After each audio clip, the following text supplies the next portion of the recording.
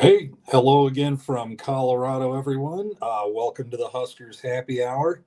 I am not near as messed up as I was last time, where I caught the fastest cold I ever had in my life on an attempted day one hike. I got a few pictures of that for you. We'll show you.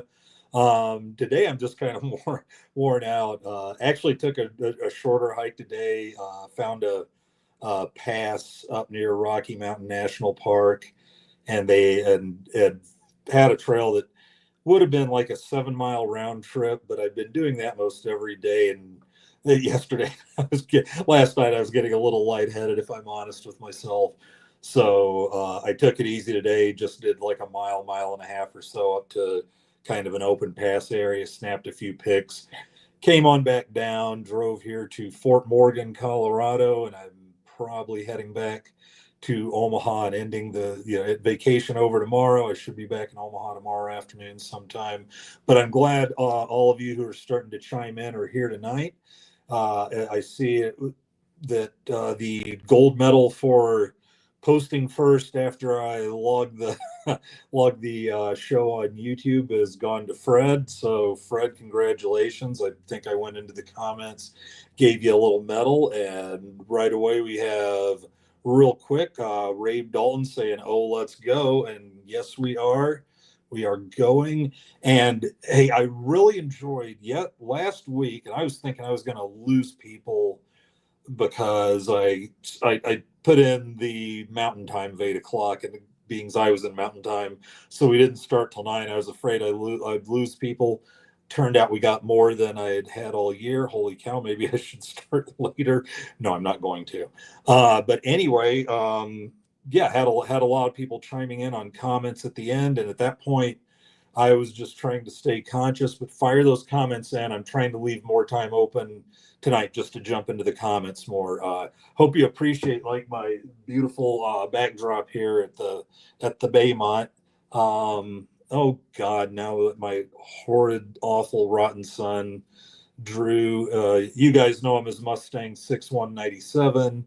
Couldn't just drive back in one day, week. Yeah, but instead, I drove up through the mountains on a highway we hadn't been on before, drove up to this pass on a road that if you're with me, I'm going to go up that pass again with you because, quite frankly, young man, you'd shit. My son we're neither one of us are thrilled with heights, but he hates them worse than I do.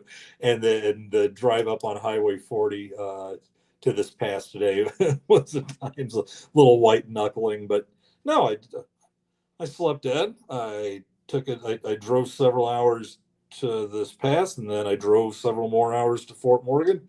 I call that a fine day. I'm treating myself well. But thanks for calling me weak, you little rat. So anyway, here we are today. It's funny. I was getting ready for the show, getting some food in, and here I was and trying to figure out what channels were which on the old hotel TV, and guess what? Anytime, thank you, son. They were doing the 30 for 30 Pony Excess, where things have changed. Not only have things changed a little bit since SMU got in trouble for paying players in the early 80s, and really they weren't in trouble for paying players. They were in trouble for not being Notre Dame, Southern Cal, Alabama, Ohio State, Michigan. They were in trouble for not being a blue blood and paying players. That was just not considered. Oh God, what would a good old man word be? I'll think of something later. Again, I'm just on fumes, but it's so funny. It's like because the NCAA wanted to punish people for paying players, but those punishments usually included both probation and then no bowl games and no TV. And if there was one thing they weren't about to do with, say, Notre Dame just plucking that, not that Notre Dame ever did that, touchdown Jesus wouldn't have approved. Yeah, they paid as much as anybody. But they didn't want their bowl season and their highlight games to not include big time blue blood programs. So they waited for something like a good example was Orgeron? Was it Ole Miss? or was it another? No, it was a different. I think it was the coach after Orgeron. But it, like, let's say when Ole Miss and somebody had like they were signing guys like Laramie Tunstall. I think he's still in the NFL and he was a 5-star offensive lineman. But all of a sudden, Ole Miss showed up with the number one recruiting class in the nation. Well, we all know how that happens, don't we? Yeah, it happens the same way it does with everybody else. But when a school like that, when they do it, it's just, these are fine blue blood schools, and it is their reputation. And so when an Ole Miss does that, or SMU does that, then here comes the NFL or the NCAA full steam, and even then, NCAA investigators weren't out there sniffing this out on their own. Sooner or later, somebody would chirp, somebody would get would have a beef with the school, or somebody would rat somebody, or somebody would find out, somebody would rat somebody out. Then here come the investigators just to see that there's actually evidence. So they weren't running around like the FBI or anything like that. For example, the investigator they talked to the most it was at the time Dan Beebe. And if you don't remember him, the former Big 12 commissioner who couldn't get who's what was it that a comedian called? Oh God, it was something Colbert said once, but I think you could at that time you could have referred to Don Beebe as Texas's, I think it was a cock holster. Fred, you were probably getting ready to jump in. I apologize if you're there or weren't there, but yeah, that's what they were to Texas. And then the last year, like Nebraska was in there, that was when they won the Big 12 North. And one of Beebe's petulant little things he did was technically it was a shared championship with Nebraska and Missouri. That was when Nebraska walloped Missouri head to head. I'm pretty sure that was the Roy Haleu 300-yard game. So Nebraska they tied in one loss. Nebraska won that head to head. They're the champs. But they both get a Big 12. This wasn't the Beebe part of it. They both get a co-champion, Big 12 North champion or whatever. So, but it was how it happened.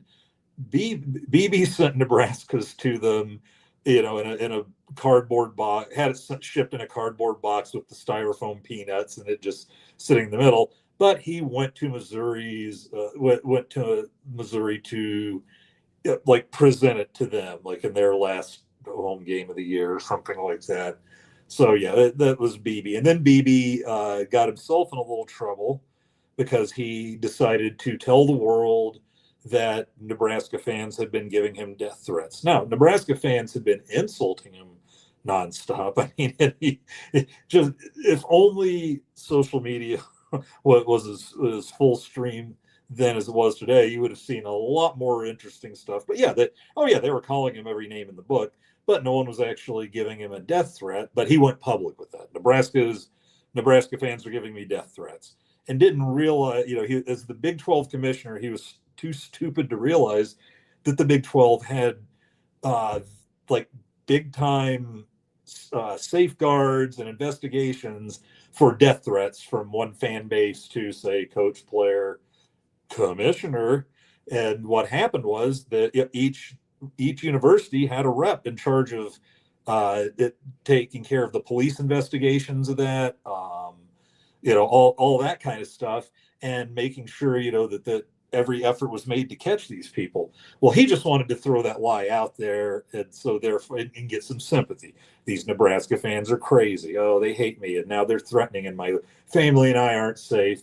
Well, the person in Nebraska saw that, immediately did her job, called down to law enforcement in Dallas and Texas and wherever, and wanted to know, hey, I need a copy of the police report he filed. Assuming that, because you wouldn't go out and accuse somebody of this without, say, filing a police report. He didn't file one, of course not, because it didn't happen. So she calls down there, and they find out, well, no, there's been no police report, but we will get a hold of him. And they did, and apparently he said no. He found himself in a really embarrassing position, and decided to cut it off at that time and said no, he couldn't really detail it or anything like that. And they're like, oh, well, you realize you're supposed to report this right away, give us all the information. And apparently he caught some crap from law enforcement after that. It's like, this isn't the thing you throw out there because you look stupid, they're making you look dumber, and you want some sympathy and want everybody to think they're the crazy ones. So yeah, anyway, he was the guy they brought in. He was an NCAA investigator at the time, and he's on that just puffing his chest out and trying to make it look like, like he's Columbo or something breaking the case. And you realize that no, this kid just ratted everybody out, and because he was mad he wasn't starting, and SMU was dumb enough to send him the money. I think it not only in an SMU envelope, but the money was wrapped in stationery from the athletic director's stationery. So that's how bleeding, barkingly stupid that whole thing was. But anyway, so I just wanted to say it was kind of fun seeing that on as I was getting ready. Let's see what we got for comments so far here. We won't be going through Nebraska stats again this week because we did it last week. We'll talk a little bit about Michigan State here.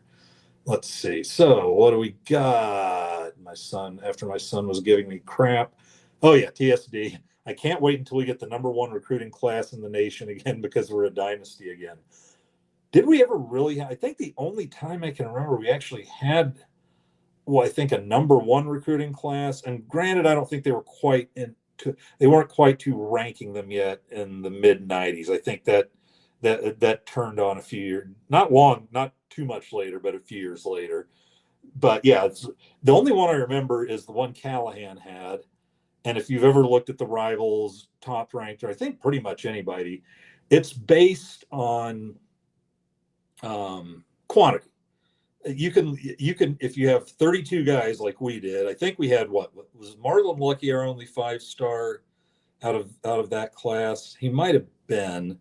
But I think our average was 3.4 or something like that. It would have been an iffy top 20 if you're just going by the quality of the class. If say you got 15 guys but 10 of them are 5 stars, and you multiply the number times the total number of stars, or divide the total number of stars by the total number of recruits. There's your average. So that was I think it was Tom Lemming's service that had us number one.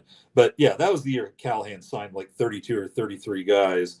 And it had some quality to it. It just was, but it wasn't loaded with 5 stars. Had a lot of 4 stars. Don't get me wrong. It was a good class, but it wouldn't have been top 10 for the quality. Okay. Who's texting? But I forgot to turn off my phone. Apologies. So anyway, I'd love to see us actually get a number. I'd love just to see us in the top 5. And then there'd be a lot of undercurrent screaming, or maybe there wouldn't. Honestly, it's already happened, and I think some people are a little slow to let it go.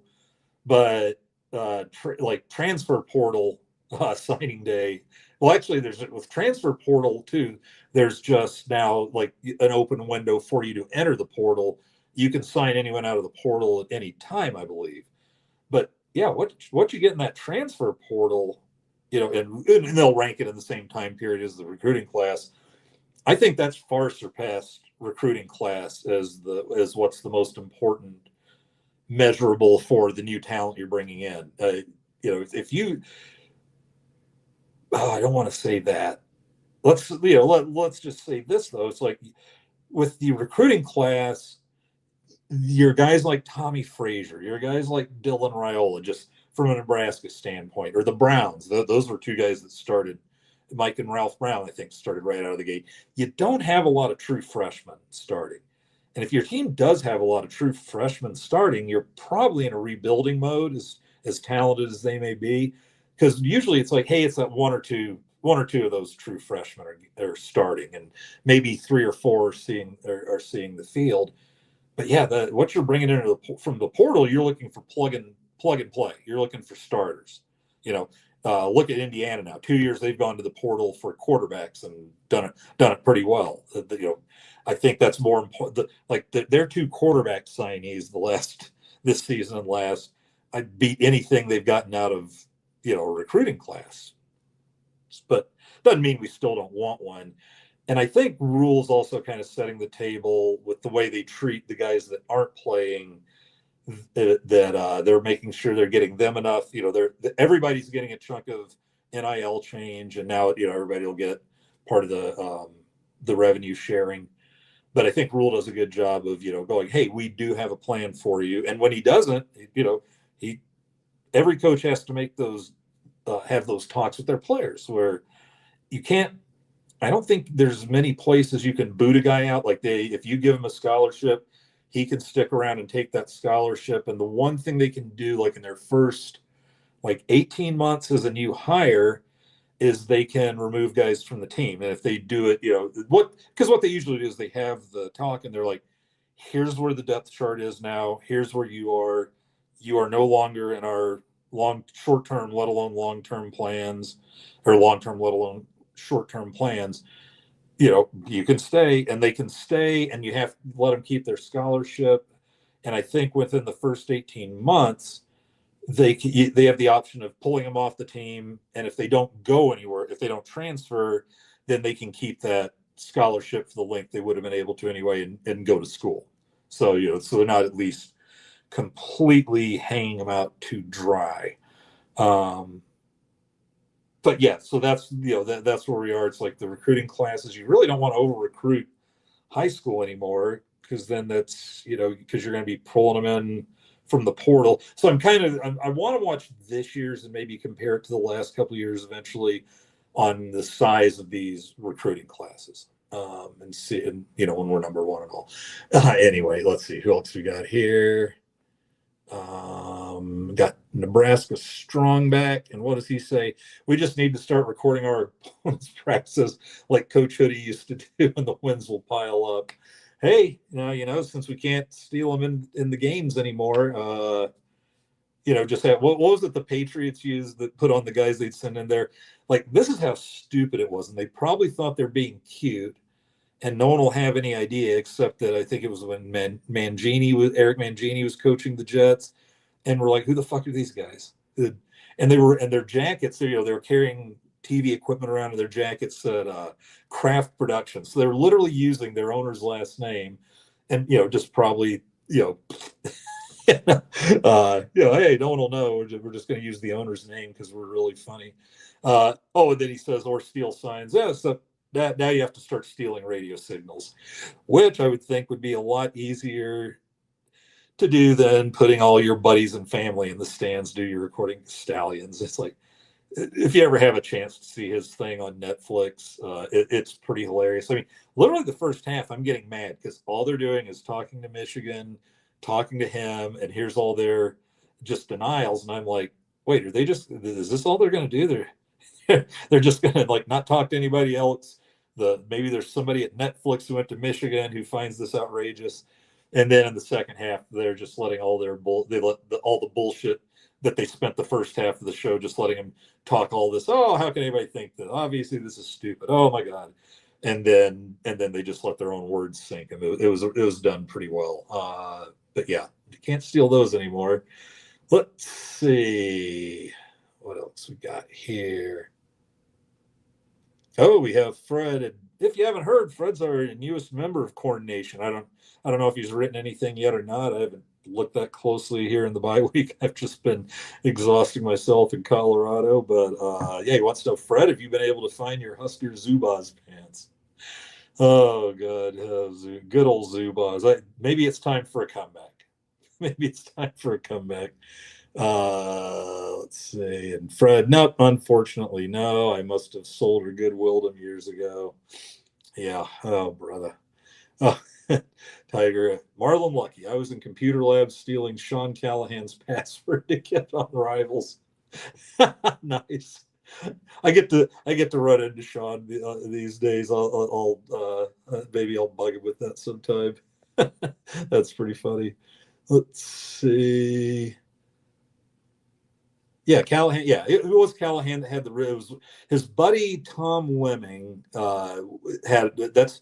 I'm not sure if he was. I don't think he was Rivals, but it was before, say, 24/7. Definitely far before On3. So I'm not sure if he just had his own and then it kind of went away. Callahan, I like that. Even if that was an honest mistake, but I don't think it was. Callahan's a good one. You know what I wish is just there was a universe where we would have hired him back as an offensive line coach at one point because he might be one of the best one of those that ever lived. Let's see. I got a hard question here, and John can probably address this better than I can. Andy, would you trade Rule for Signetti straight up right now? Rule is 10-7 in his last 17. Signetti is 15-2 in his last 17. Yikes. Well, here's the thing. Yeah, I probably would. Now but then here's the thing. Let's say we do this, but I wanted to, if we're going to go and put the timelines in there, you got to realize here's the risk with that is Rule. Okay, let's say this is year 3 and we pop him after year 3 and grab Signetti. Well, let's say we do win 8 or 9 this year, but this is a case where we do whatever the records would be at the end of the year. Signetti's probably only going to lose a couple this year, maybe just one. But now you bring Signetti in. Let's say that doesn't work. What do you do after that? Like what if this curse or whatever's on us follows after that? And somebody else made a big point too, where holy cow, the size and structure of the football programs now is way beyond, in another universe from where they were probably even 4 years ago. Like we've got our we've got our, what do we call him? We got our money ball guy. Let's call him that. We've got our general manager, and then I think we've got a general manager, and then we have our person who's in charge of putting the value. And every school has one of those. They've got their money guy now. That here's what I value this guy's NIL at right now. They're figuring out what is their revenue sharing valued at. So you're not just bringing in a coach and then his coaches anymore. You're bringing in. It's just kind of mind blowing what you're bringing in now. As far as the rest of setting all that up, there's no low limit on the coaches anymore. That used to be limited to what, like 10 or 12 full-time coaches, and then Saban and guys like that would, when their buddies would get fired, they'd give them one of those analyst jobs for $150,000 a year to sit around and do whatever. Here's an office, do whatever you want to do. But now it's like, geez, you've got more position coaches, you've got full-time analysts, you've got the answer we got the most from, like, not necessarily say Spindler, but I think he's either Dane Key said it, I think Naziah Hunter said it, and definitely Andrew Marshall did because he came from Idaho. He said they were just blown away by the size of the support staff and just everything being taken care of for them. So they just basically you got 2 things to concentrate on: go to football, go to class, go to football practice, go to class, and just all this stuff for the massage therapist. There's just a whole cool down after practice and games thing going on for about an hour afterwards to minimize soreness and that sort of thing the next day. And I guess that's right, where it would be as easy. Like right now, would I want to walk out on Rule at 10-7 because Signetti's 15-2? John did a really good, really thoughtful piece on that. Hey, and this time no one freaked out on him, but no, he was saying it's like, is Signetti just going to be the reason for all these coaches getting fired way faster? As every school tries to go pluck their Signetti out of a James Madison. And then, and the reason I bring that up is because somebody will want to pull the trigger on a guy who maybe needs a few more. This year, you got to show up by year 3, or you're probably done. And especially at a blue blood, whether it's one who's stayed blue blood level in performance, which we have not, but we're still looking for it and we're still spending for it. So yeah, that's a good question, but I don't think the answer is as easy as it used to be 5 years ago. Yeah, fuck it, give them to us. Hey, but Rule's trending upward. Yeah, but look at this guy, 15-2 at frickin' Indiana. Look what he'll do at Nebraska. Now, remember, they were kind of saying, hey, if Rule could do this at Temple and Baylor, Nebraska's going to be easy. And it's, it's progressing in that direction, but it's not easy yet. It's, we're not going to the playoff, boys. I wish we would. Don't get me wrong. If there's one thing I'd love to happen at the end of the year is somebody go break this out, get a cut of that, and have me going, we're not going to the playoff this year, boys. It's not like I don't want to. I'd love to be wrong on that, but it doesn't look that way right now. It looks like we're trending that way. I think not this season, but eventually, I think we're going to do better than 6-6 or 7-6 total. I'd probably put money on that. But yeah, good question. Nebraska strong, go big red. That's a thinker. That's not an easy one. Let's see who else we got here.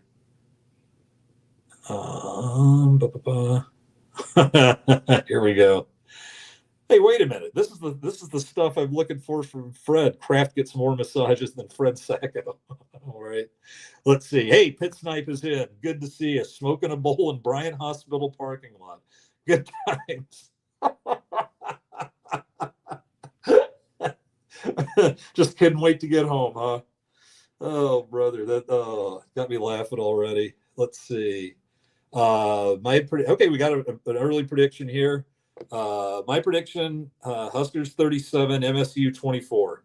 I'm going to skip around. So after we finish these next few, before we get into just because I'm going to give you something to think about before you go lay money on that.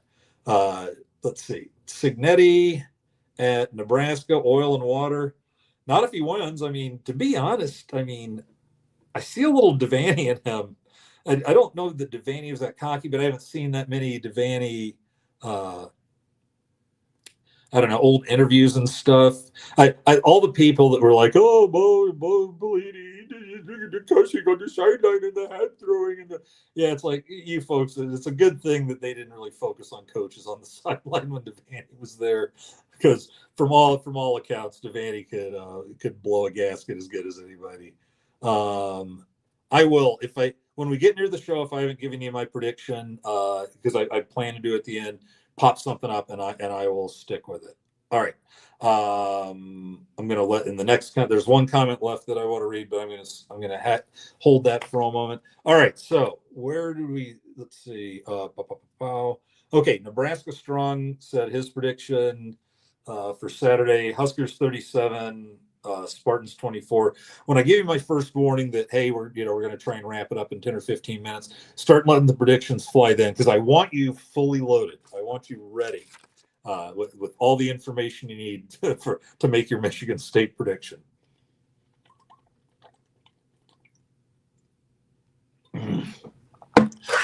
Just to give you an idea as to how much I'm trying to stay hydrated, because when you're up there at 11 or 12,000 feet, you don't hydrate, you'll find yourself headachy in a hurry. Okay, so anyway, here's some of our numbers that I pulled for this week. Most of them are, we have a couple Nebraska, then I'll give you some Michigan State numbers you should probably know. Okay, right now, I was saying things like, I think at one point I do the Nebraska Reacts, I do those survey questions. SB Nation pretties them up for us, and then they give me the results and I print them off, or I post them on usually Friday, maybe sometimes Saturday morning. So anyway, one of the questions was, hey, we got Dana Holgerson. He's never not finished in the top 10 as co-offensive coordinator or offensive coordinator. The best fixed job he ever did was when he went the 1 year he was at Oklahoma State as their offensive coordinator. They had been something like 62nd in the country the previous year. Hey, Matt Rule's first year, even last year, I think we would have taken that in a heartbeat. And then he took him to number 1 in the country. They had, who was it? They had one of those 27-year-old quarterbacks that people Brandon Weeden, that would be really laying into today. They had Kendall Hunter, who ran for 1,500 yards. Something I tried to point out while everybody thought that Holgerson was going to come in and do air raid.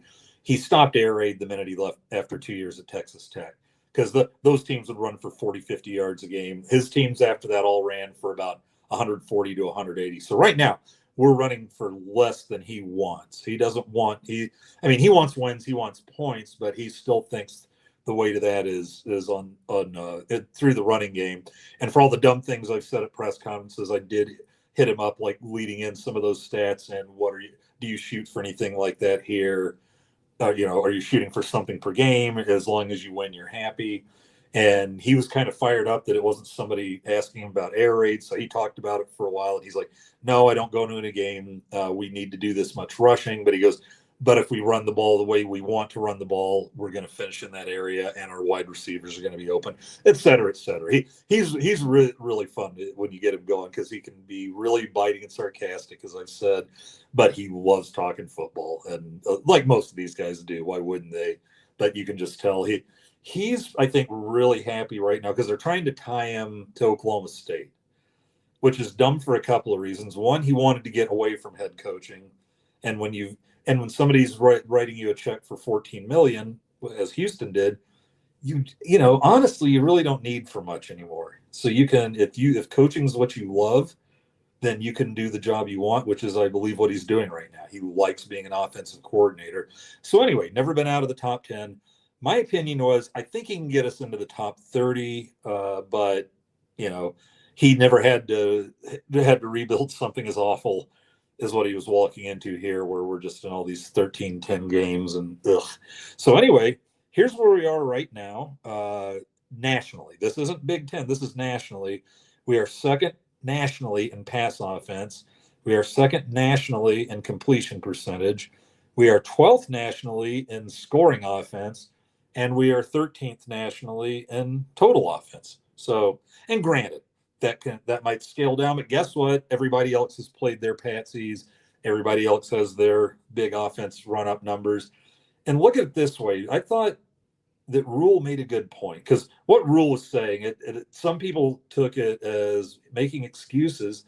I didn't take it as making excuses. I just took it as him laying out some facts and going, look, we lost to Michigan 30-27. It doesn't mean we need to fire anybody who had anything to do with anything bad on the field. Switch up all the starters. He was like, you just don't flip out. He made a great point. How does Illinois lose 63-10 to Indiana, then go and beat Southern Cal? And he just used a few examples like that. Teams that looked horrible one week recovered the next week. And what I took from that was, hey, because of things like the transfer portal and NIL, which everybody said, oh, the rich will get richer. No. The complete opposite is happening. Is you have guys going to schools they never would have gone to, because they would have been buried at Alabama on the bench for 4 years to start their senior year. And they want to, they all have their reasons. Most of the time, I think it's just going, I'm buried on the depth chart. And a lot of them are realizing one of two things. I want to play in the NFL. I'm not getting to show myself to anybody right now. Or two, I'm never going to get to play in the NFL. I don't want to spend the last years I'll ever be in pads on the bench, even if it means going to Presbyterian or Old Dominion. It's like I just want to go play. Mid-major, fantastic. Send me to the MAC. So anyway, had a lot going on there. But that's where we are. He's got right now. We're in the top 15 in the country in total offense and scoring offense. And what I was going to say about rules, hey, 27 points is the last 2 years we would have killed for 27 points in a lot of Big Ten games, right? I don't think he's making an excuse. I think he's making a hell of a point. It's hey, yes, he admitted. He admitted before the game, here's the things I worry about. They've come to fruition. All right, what can you do in 2 weeks? But he's don't pretend things aren't getting better. Michigan didn't beat us 7-6 or something like that. Anyway, let's see. So that's where our offense stands. And also, it's a homecoming weekend, which, okay, this might be a very good reason to bet Nebraska. It's their 114th homecoming. They're 86-23-4 all time. They have won 13 of their last 15 homecoming games, and they are 10-2 in homecoming games since joining the Big Ten. So if you just like betting for whatever weird little number that has nothing to do with what's going on the field, do it. Homecoming, man. Bet the streak. All right. So, and then one other thing I wanted to throw in there. The most okay, somebody threw out, hey, here's the most passing yards in a single season by a Big Ten true freshman since 2000. And of the top four, Nebraska has two of those four. I'm pretty sure you can figure them out. But number one is Penn State Christian Hackenberg, threw for 2,955 as a freshman. Number two now is Dylan Raiola, who threw for 2008-19. Chad Henne at Michigan. Hey, remember when Michigan played their developed quarterbacks? I guess they're doing it again now. But yeah, those first 3 years with Harbaugh, he could not get a high school recruited quarterback onto the field at Michigan. And then fourth was A Magic, Adrian Martinez, 2,617 his freshman year.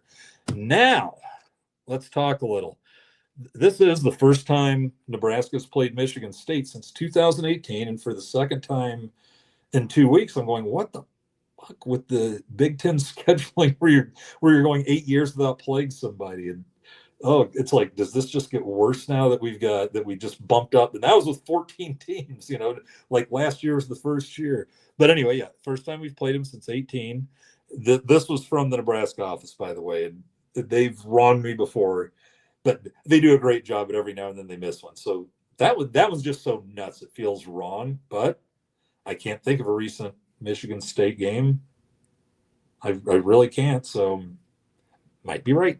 And anyway, so those of you thinking putting money down, the last 5 meetings, now granted we haven't played in 8 years, but the last 5 meetings have all been by 5 points or less, the final score, regardless of the winner.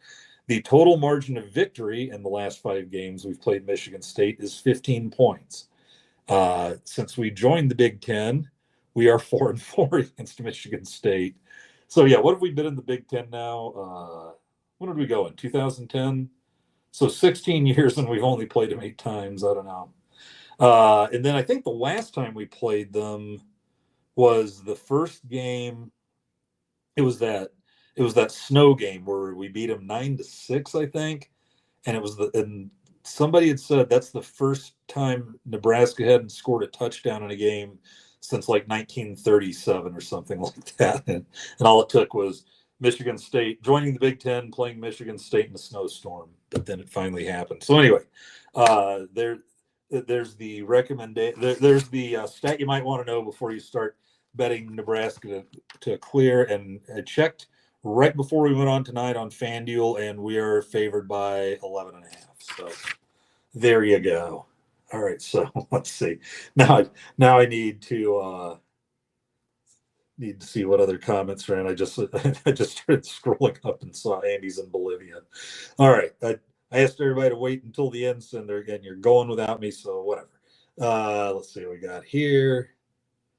Okay, we started off with Nebraska strong going 37-24 Huskers, so covering the 11.5. Like I said, I'll do mine at the end. Let me know. Okay, here we go. Our O-line is a shit show. 6 sacks allowed. That was 7, I believe. I'm pretty sure it was 7.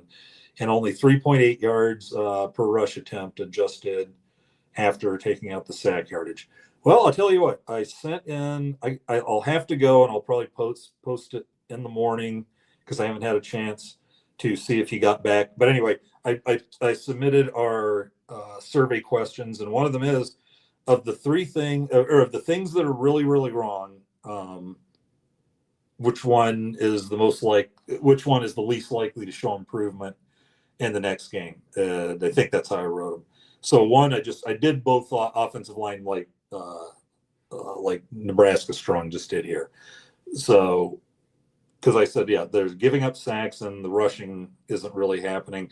Now, one thing you gotta do, and I think we might have still been under a sliver under 4, is in college football stats they throw in the sacks with the rushing, and so when you see the rushing total for the game, it's going to reflect the sacks. So it said we only in like some like, and I'm not picking on Mitch here, but I think he was just using it to like put an exclamation on the problems with the line. But he was like, and Nebraska only rushed for 42 yards. It's like, no, well, if you add the sack yardage back in, it was still less than what we were looking for, but they actually rushed for like 96 yards, but it's still more than twice what happened but because of the 7 sacks. But anyway, I'm going things. Which one do you think is least likely to be improved? Offensive line, because of their sack problems and us not really being able to run the ball that effectively. And then I said the run defense. And so that way I'm not just picking on the defensive line, but just the fact that, is that we were doing all right, and then three big plays. And I think those 3 big plays were more than about half the yardage. Well, no, 75, 50 something, 52 maybe, 127, and then so it was more than half. They were in the 150s there. And then my third choice was both of them are improved. It's a great day, and we cover and all this and that. But yeah, that I was thinking along the same lines. It was not a good thing. And then I tweeted out the new depth chart because you started hearing some rumblings. Look, Pritchett's had his penalties when he gets in there, and apparently they're like pretty much zero tolerance right now. The first one was that one against Cincinnati where he jumped on like the half-yard line, and we ended up not getting a touchdown. Just a moment. And he's looking like he's talented, but then this I thought was a little unfair. Maybe the coaches didn't, but that was the one where Michigan guy jumps offside, and then he jumped back. And I thought they weren't allowed, like it was like the flinch rule. It used to be you could come flinch and jumping on and off, just trying to get them to move. And I thought they got rid of that. Maybe they allowed it back. But I haven't seen it called on anybody else this year. And I've seen guys jump on outside. So that's what makes it kind of iffy for me. But yeah, the depth chart came out, and Pritchett's still third behind Gotula and Corcoran. And Gotula, it's like, I love it. I love, he redshirt sophomore. I liked how he played last year, and he's played well, but he did not play well against Michigan. They were running by him, and they were running by Teddy, but they're both still at number 1. Pritchett's down at number 3, and it's one of those things that, are they just playing so well in practice that right now this is the best we got? I also wondered if, I'd pick on Donnie Ryle a little. It was a friend of mine, Trap, if you're out there, I don't know if you're listening or not, but he's the one that got me looking at this, was, the speed they showed rushing in. And I'm like, what the hell? How are they that fast? Well, especially on the tackles, it was just on pass plays, step back. It was like 2 steps back every time. So you've got you're giving Michigan 2 steps to get up, 2 steps quicker to get up to speed without being touched. And so by that time, when they're just kind of stepping back and these guys are running, and if they can just hit the hole that's there a little bit, you're not going to catch them as fast. Let's put it this way. If they don't clean that up, you're going to see a lot of defensive ends, linebackers, blitzers looking a lot faster than they are. So he mentioned the O-line. I've turned that, I think there's a reason there, and I think it's fixable. That's the thing that gives me a little hope, is I think that's fixable. And I believe it was either post-game or on Monday, I believe Coach Rule was saying something about those long. I can't remember. He used a word. We'll if we get a chance, I was going to go in and just see if we could go in some of these quotes, and that'd be one of the ones I'm looking for. But yeah, I think he mentioned that like he didn't like the sight of that too much. So anyway, TSD, no prediction because he hasn't seen Michigan State yet. I just saw him against, I think I watched a half of the USC game. Justin says 38-17 Huskers. All right. Well, I tell you what, their defense they slowed Southern Cal down more than like some of those no names they were playing that were getting people worked up, but they don't look like. We'll get into them in a minute, and we'll talk about them. Michigan State, I like their coach, Jonathan Smith. I like him, but he doesn't appear to have dudes yet, as I referred to the film guy talking about Dillon's receivers last year. He didn't have dudes. I don't think Michigan has dudes. But let's look at a little bit more here. Yeah, Rundy, also a shit show. Obviously, we talked about that. But yeah, I think our Rundy's fixable. It's oh god, it's like it was like we fixed the gap problem that was opening up on a couple of those long runs. Those didn't really look like holes got pounded open. That it looked like Butler was stunting, and they were catching on to where the stunts were, what areas the stunts were going to leave open. And then when he stopped stunting in the second half, it slowed that down somewhat. We just forgot how to tackle. And I believe that's fixable. But I tell you what, John Butler, prior to the Cincinnati game, just like unbidden in his opening remarks, like say the Tuesday before that game, just brought out of nowhere, starts talking about how you have to tackle well and all this. And, and everybody's looking at each other. We got a tackling problem we don't know about yet. And I think we did. I think he was trying to, do one of those things. I'm going to send I know my players watch these. I'm going to send them a message. You guys are tackling for shit. Okay. And it really came out at the worst time. I thought they were tackling okay most of the day, but those third and longs on that 16 play, 77-yard drive, and we held them to a field goal, but guess what that field goal did? Turned it into a 2-score game. So, and that's where it was just, missed a tackle. Here comes a 4-yard loss. No, that's a 12-yard gain. And that's frustrating no matter how you look at it. Let's see. What else we got here? Oh, here we go. Andy, do you like the read option over the old school Husker triple option? I like the read option. We don't have so much of a running quarterback. I think they'll use it at times, and when they do, it's going to gain a lot of yards because Dylan is faster and quicker than people think.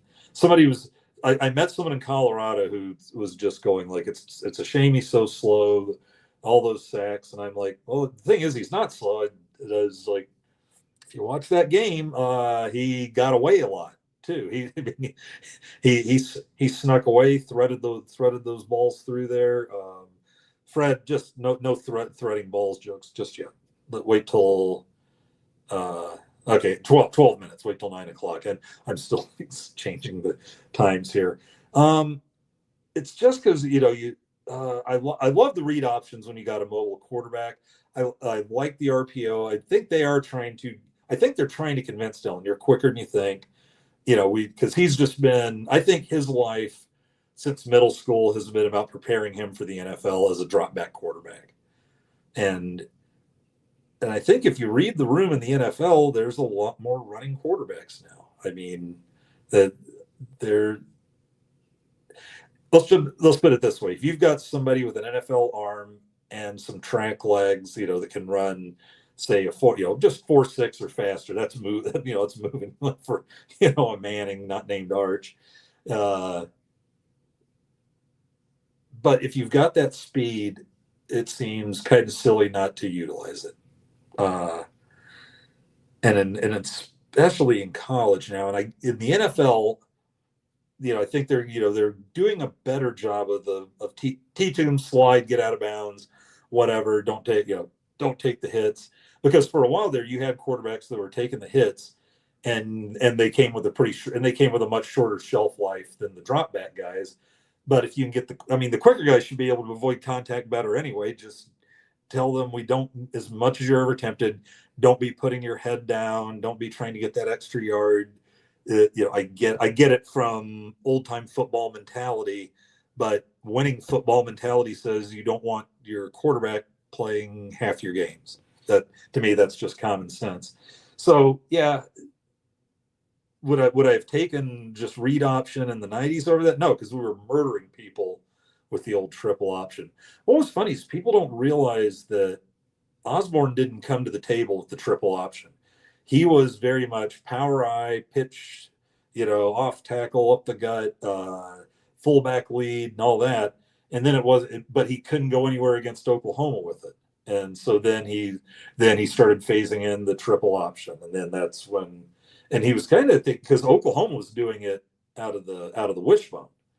And so, I think it was one of those cases kind of like, hey, let's get away from that 5-2 or or 3-4, whatever Nebraska was doing before, when they were getting destroyed by the speed of Miami's 4-3 defense.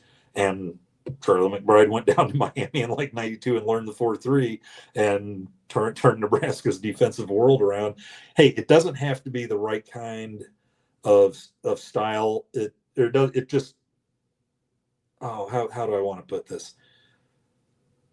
It doesn't have to be pretty, it just has to win. If that makes sense. Who cares if it's not what Nebraska's been? A lot of people see us, losing when Dylan throws for 300 yards and we didn't have to do that back in the day. If we just had our power running game, well, you know what? It's not back in the day. And if we can win with this and we're looking better with it. Now I'd still like to see that 150 to 180 yards a game that Holgerson, did when he was a coordinator. I think 140 to 180 rushing and you can keep getting quarterbacks like Dillon, and we certainly we don't know what the upside is yet, but we like what we've seen against lousy competition's backup so far. We sure like what we've seen with TJ Lateef.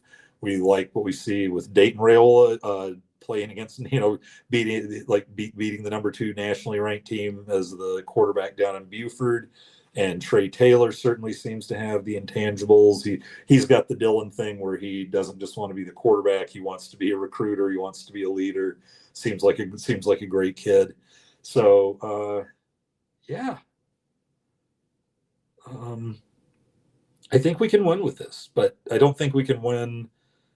I think our upside will be Texas Tech, the Mike Leach Texas Tech, where they're always going like 9-3, whatnot. I don't think they were winning any Big 12 titles, but they were competitive, but they were doing it all through the air. But I think if you want to win at a higher level than that, you've got to have some sort of a running game going, and it's got to be respected. All right. Let's see. Oh my goodness! I don't always follow the conversation stuff, but now I'm starting to understand having a bowl in the parking lot. If a few fractured ribs, holy cow! I might go back and find what that's about after the show. But whatever it is, I hope those ribs are feeling well. If you've been out taking the world's safest painkiller, then you probably are feeling a little better right now. Okay, let's see. Oh, the 2015 game. The one where Martinez busted off a couple long ones. I think he hit Jamal Turner for the game winner in the end. It was at night. Michigan State Stadium just looks like something they'd have in like one of those prison movies. Just because the fans are like the front rows like cement and high above the field, and all I can think of are the the cheerleaders in the longest yard and stuff like that. But yeah, that was one hell of a game. Let's see. And Fred says, I put this on Donnie Arola too. Cool. Still 3 oars at left tackle. No. That's been done. That's done now. That is Gotula 1, Corcoran 2, and Pritchett 3. And then while we're on the subject, and this was in the tweet I sent out today, but the same thing at running back now. Running back, the oars are gone from running back. It's not a rotation anymore. After Emmett, it's Mackay Nelson at 2, it's Mosey at 3, and it's Quentin Ives at 4. So I do say though, I still feel like there's a very small difference between the 3 of them. When they did let him go in like the junk games, they all 3 lit it up, and I don't know if it's just because in Ives against Houston Christian, I think he actually ended up leading the team in rushing that day. I think he had like 13 carries for 84 yards or something like that. And I just wonder if they just feel bad because he did, he had after Dowdell transferred, he goes into the Pinstripe Bowls, the number 2 back, locks it down there, and it sounded like locked it down even more in the spring, and then tweaks his hammy on the first day of practice. So I think I bet they went out of their way going, well, now these other 2 are ahead of him. And so let's, just for his hard work, let's give him his day against Houston Christian. Kind of just the way I read it. Feel free to tell me I'm wrong. It won't be the first time. Then let's say, is it true that Pritchett is rotating at nose on D? I would, when you've got a guy who you brought in to start at left tackle and he's third string left tackle, I don't know. Like I said, I haven't been to any of the press stuff since the third or the Tuesday before Michigan. But I would have, what's a diplomatic way to put this? I would think that you'd have to be out of your fucking mind to think they're going to take the third string guy they wish was starting and go, well, let's jerk him, or let's let him spend some time working on another position. I don't know. Maybe he's big enough, but brother, if you maybe he was. I assume in high school he was probably playing both sides of that ball, but this ain't high school. I would think they're not doing that. Yeah, Fred, our stunning is not helping. Just not getting there in time, getting walled off, and boom. Now, Butler. I think Butler, because I know some people are like, wait and see on this. I'm not that upset with how they're playing. I thought they're hitting it pretty hard. Like I was afraid we were just going to be getting rolled, and then somebody goes, "Well, we were getting rolled. Look at three guys do this to Judy," and I'm like, "Well, it's three guys. If they're going to put 3-on-1 blocking, maybe they have one good play called for that. But that's the kind of thing you do to Ndamukong Suh, and it turns somebody else into a hero. So I don't think that problem's been undersized. It's been in the wrong spots. And then bad tackling. But yeah, so far, I mean, for the first, what was it? We got it after the touchdown, not the Hail Mary, but the touchdown to Barney. Then so-and-so, boom, goes for 75 yards, Justice Haynes. But before that, we were kind of doing all right against their rushing. He's popping a little.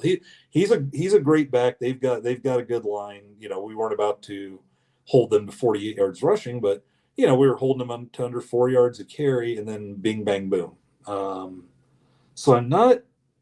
Yeah, I'm getting back to what Fred said. Yeah, I think our problem's more with what we're calling at times. I'm not against stunning, but there was just too much of it going. For first half, there's just too much of it going on. If that makes sense. But anyway, let's see what else we got here. Yeah, like the way he puts it, we couldn't tackle and we made up for it by not blocking. All right. What else? Yeah, development. Here's BWG, and he not wrong. Development of 3 stars used to be what y'all were good at. Culture and real life, caring about each other. Genuinely is underestimated. Go blue. Well, hey, you're a Michigan man. Hey, you earned to go blue with that one in Memorial. And not wrong, but I still feel like that's mostly what we're getting. It's not we're going after the big guys. Hey, you guys went after Bryce Underwood and made it happen. We're going after the talent, but I still think the focus is on development. We're not losing a ton of people. Like these first years, we didn't lose a ton of people to the portal. We had that little rush after White left, and then I think I tweeted out everybody's, like a lot of people in that little defensive group stats. Hey, great. James Williams got his first couple of tackles. He didn't have a tackle his first 3-4 games, whatever it was. Who else? Gabayar was actually the ACC player of the week, and he had like 6 tackles and a sack or something like that. But then I looked closer, and that was in a blowout one against Richmond. And those were his total stats. So he looked like he wasn't basically playing in it. So he wasn't playing in any of the other games. And then Jamari Butler only had has a couple of tackles at LSU. So it doesn't sound like he's starts. So it's like none of these guys are starting. And then Williams just is searching out ways to make an ass of himself. Like he started out, he transfers. That's fine. It was Tony White who he was tight with. And then he's kind of, and a lot of guys say, hey, I'm at this new school and I actually like him better. And, well, fine. It's your new school. And if fans want to take that as a backhand, everyone does it. But he seemed to be going a little harder at it. And then after we beat Michigan, then he tweets out, hey, y'all could have used me. That looks like y'all could have used me, huh? And then I think he got a couple of tackles. But then the Florida State defense was just putrid against Virginia of all people. So, whatever. But yeah, I still feel like, I still think the majority of our recruits are 3 stars overall. So we're trying to develop them, but if you're around and see what's going on with the culture, I really like the direction that's going. They're saying and doing all the right things after Michigan. It's one of those things where it's like, hey, we band together and we do this together. We move on, and we find a way to win. And that didn't always seem to be what was going on in the last 10 years, where we just lose one score game after one score game. But appreciate the comments. Now we've enough serious talk. Fred has Bert thoughts. Bielema drinks Wishbone as an energy drink. Yeah, but Bert got himself a win over Southern Cal, didn't he? Damn it. That didn't make me happy. There we go. Mean Machine. And for those of you who didn't know this, Vinnie Jones stars in a soccer remake of The Longest Yard, except it takes place, I believe, in a Welsh prison. Jason Statham plays pretty much the equivalent. He's got a shaved head too, of the guy in the arm and leg shackles who goes and did karate every day in The Longest Yard, and they say, yeah, he's killed he killed 8 guys on the outside and 5 on the inside. And Burt Reynolds' buddy goes, well, that karate's some dangerous stuff. And like the guard goes, or his assistant goes, that's before he learned karate. And so Jason Statham is the psycho, and it is just called Mean Machine, and it's enjoyable. You'd like it. There's just something about British people being smart asses. Let's see. May as well be 3s. They're all mediocre to poor as fuck. Now, Fred, let's not be mean. We're only 3-1. We're far from the just drinking and letting fly the insults. Pit Snipe says he's back, and how is it that automated McDonald's is slower than ever? I just like it because then I can punch it in and don't have to talk to somebody. And what was that, a Big Mac? No, quarter pounder with cheese. Oh, that's right. That was the last order. Good. I'm going to go over to your computer now. Let's see. Pritchett is rotating antibiotics to take care of that infection. Let's see. They got okay, here, Fred says they got a stunt and twist to make up for less bulk in there, but just not getting the job done. See, I thought they were doing all right without the, like Cincinnati. They're going, Cincinnati ran for 190, but 90 of it was the quarterback, and just about all of that was they couldn't get they were getting the rush in, couldn't get a hold of him, and he's taking off and running on pass plays. Look at him. He's not doing 92 every game. He's not carrying it 10 times every game. But what he is doing is he's got open receivers when he's not playing Nebraska. So if you're looking for, a happy thing in all this, is that we have an amazing secondary. We have, let's see, 3 games allowed less than 70, 2 guys that are throwing for yardage. And then Underwood 105. We would have had 4 games of 100 or less, and Underwood went over that with 105 and moved up like the Big 10 quarterback rankings. So even though he couldn't throw for jack shit against us. But yeah, like Sorsby, if anybody caught Sorsby last Saturday, he beat Kansas through for 388 yards, 3 or 4 touchdowns. I think he threw in like 53 rushing. So, I was telling everybody after this who were so upset about the 92 yards rushing, but I said, look at him the year before. He ran for like 400 and something yards last season. He threw for about as many as Dylan, over 2,800. And, so he's 3,200 yards and 30. So he's, hitting in he was hitting in the high 200s every game. And so after the game was over and he'd had 158 total, 92 and 6 or 159 total yards. I asked anybody, if somebody came up to you before the game and guaranteed you 159 yards, Brendan Sorsby, or you'll just take your chances, everybody's going to take that 159 yards. That's like, I think that's like 130 fewer yards than he's done in like any other game, at throwing in his rushing. So we have good things. It's not all disaster. Let's see what else we got. linebackers switch to running back or offensive players to defense can help. I think so, but not mid. I don't think mid-season you can. I don't think you can do that mid-season. That's something you got to start working on, come January after the bowl games or whatever. Let's see, James. Yeah, James Midcat Williams is a poser. He wouldn't have done shit. We know, Fred. We know. I have a feeling he. I have a feeling the morning on Saturday morning after that Friday night Virginia defeat that he took a bit of talent, or he took a bit of a day off from social media. I'd be willing to bet. Let's see. Somebody, it's got three of them here, but vaguely pointing said blow, blig, bled. So I don't know if vaguely pointing is just a Husker fan already in great distress, and we never have a shortage of those after that first loss, or if this is like another team's fan trolling us. So if you care to explain vaguely pointing, we are here to listen. All right, let's talk a little bit about. We're over the hour mark here, so let's talk a little bit about Michigan State, and then I'll give you my theory on it, and I'll go ahead and give you a prediction so I don't forget.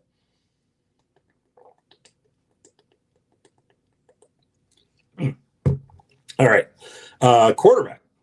Hey, what a shock! It's a mobile quarterback these days in college football. If your quarterback isn't somewhat mobile, you better have them. You better have a non-Arch Manning back there, or what are you trying to do?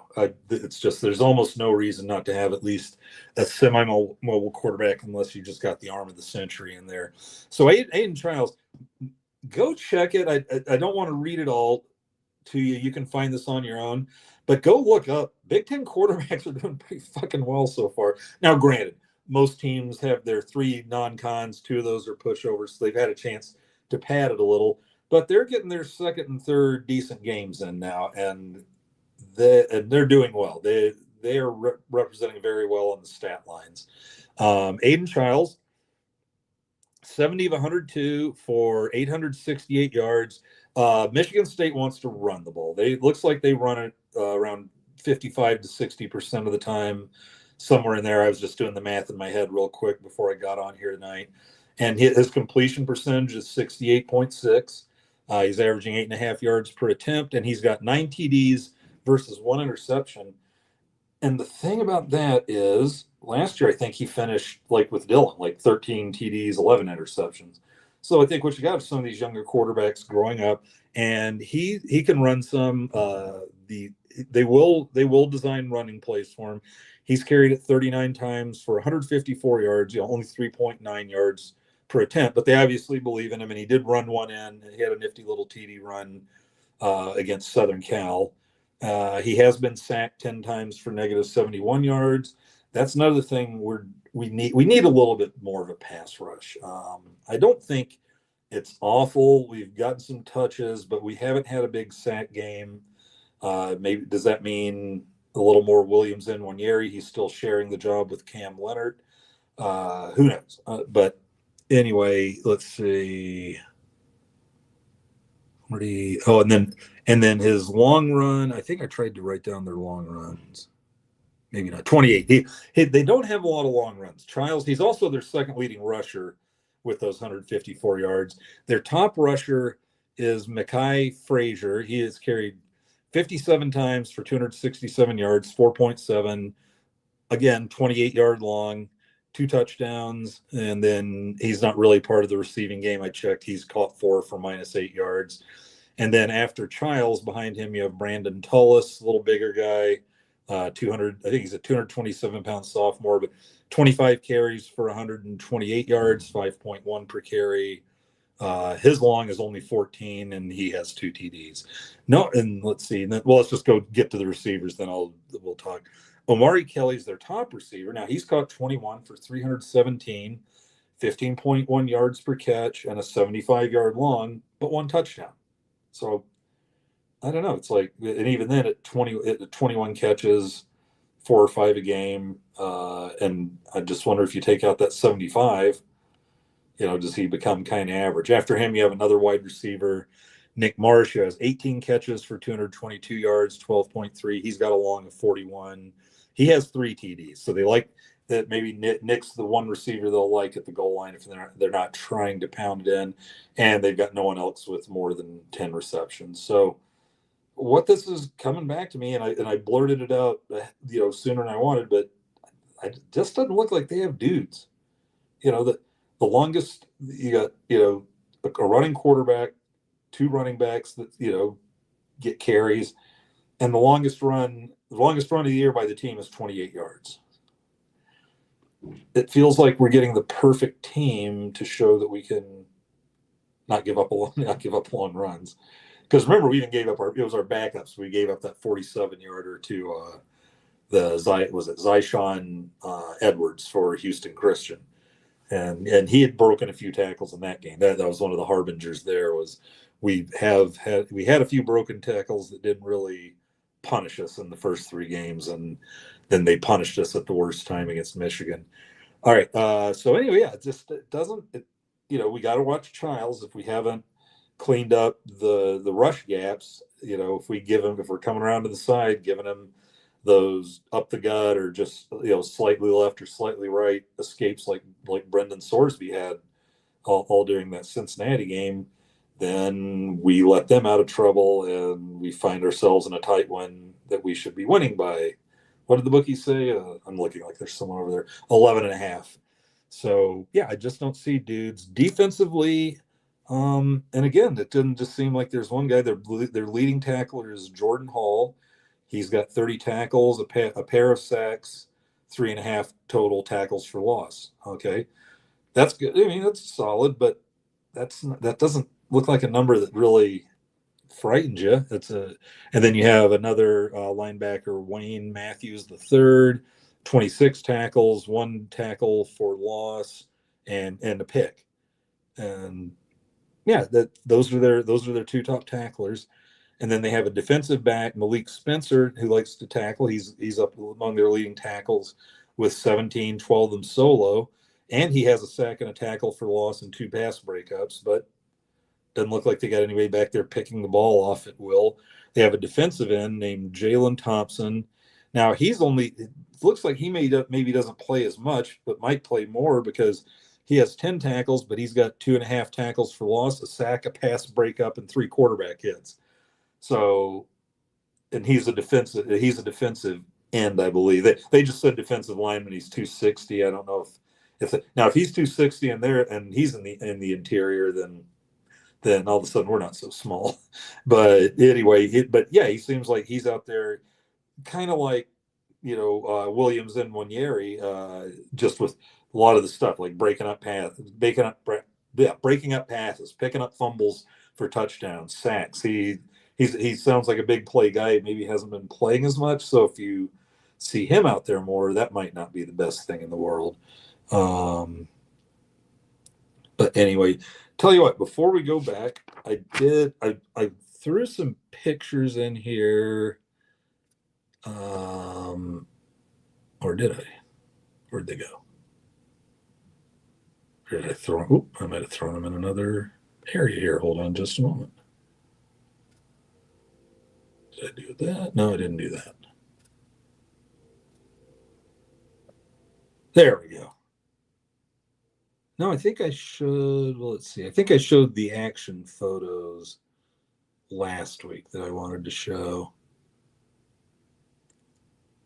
Yeah, so I did that. So never mind me there. Tell you what, just to put everybody in a good mood again. How about, hey, some more Bud Crawford, everybody. Bud Crawford, pound for pound, best in the world, possibly one of the best of. Well, not even possibly. I think now he's officially one of the best of all time. Quite frankly, one of the only things remaining for him to do. Well, now he's going down to 160 is the rumor I heard, and I think I saw it written somewhere. So now he gets to drop, which is probably his, at this point in his age and his career, is his natural weight. Like this will be him just as a big 160 pounder, not having to add weight, to go up to the super middleweight or whatever. So, but yeah, I believe what he is going to want to do there is unite that belt for an incomprehensible fourth fourth unified title, holding all four of the major belts. He is the only person, because really there's two in boxing. There's kind of two eras. There's the one belt era, like so just so and so is the heavyweight champ, like, and that probably ended about with Ali in the early 80s, 70s, late 70s, or late, yeah, it would have been late 70s, mid late 70s, like after Foreman, because then I believe when Holmes hopped to top, that's when you started having the WBA, the WBO, the IBF. What was it? WBA, WB. Was it W? It wasn't WBE. WCW.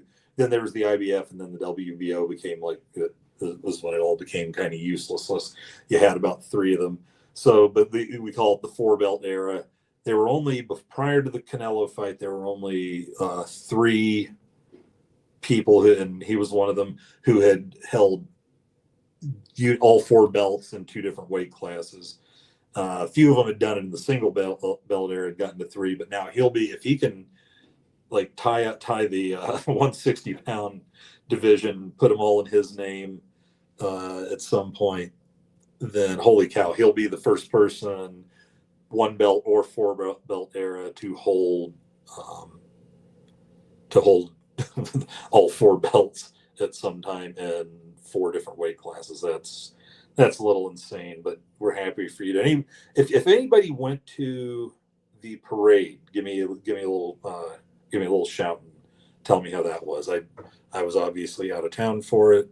What can you do? And then I've got a couple other photos here. What is this stuff? Oh, okay, there he was running the siren. That was pretty cool. And then I've got some stuff here.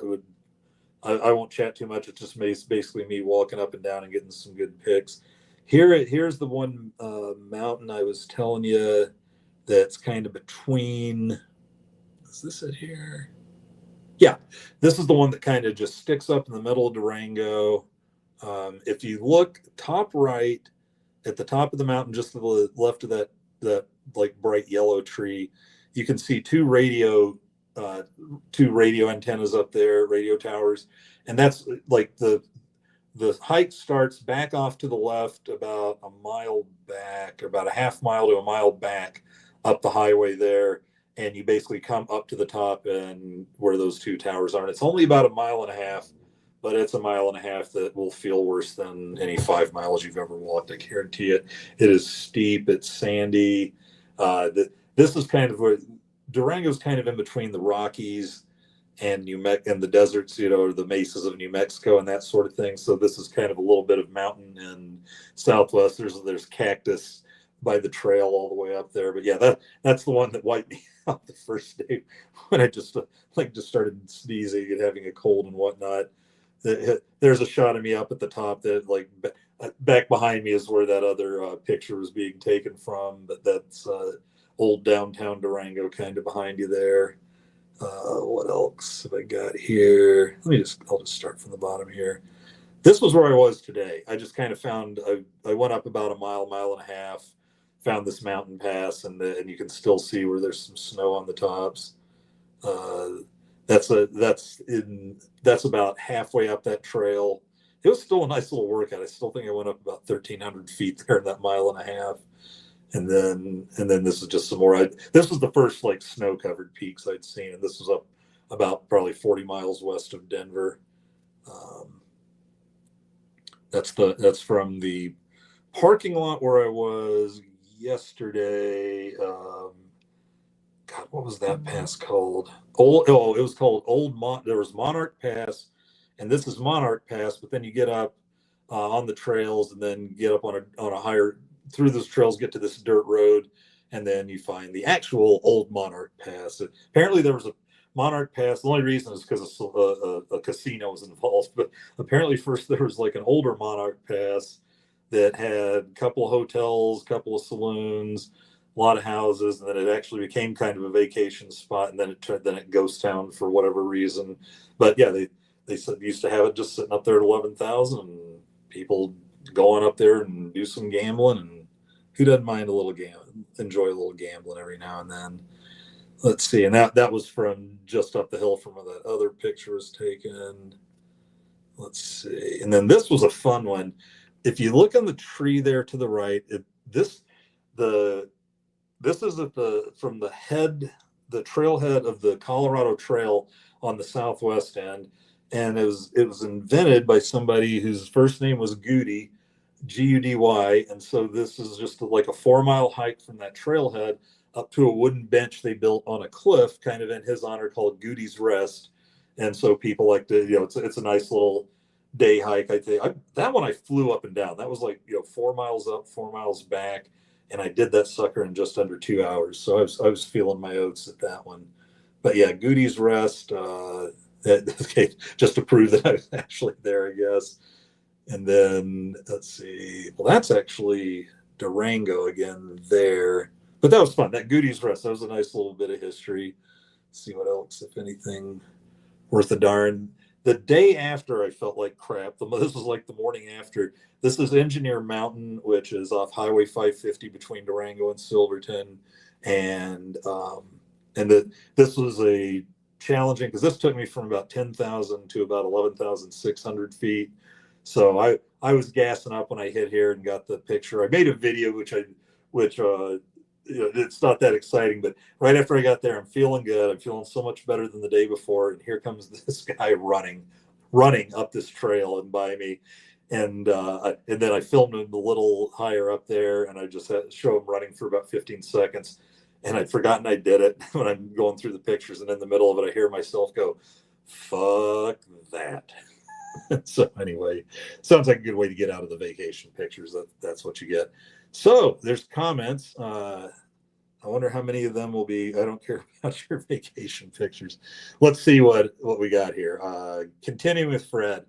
Okay, yeah, Sorsby is on fire. I'll hand it to Sensi. Yeah, he is just flying. That was his second 300 plus yard game since playing us. Us holding him to 67 means a lot more than I think people give it credit for, as far as our defensive backfield is concerned.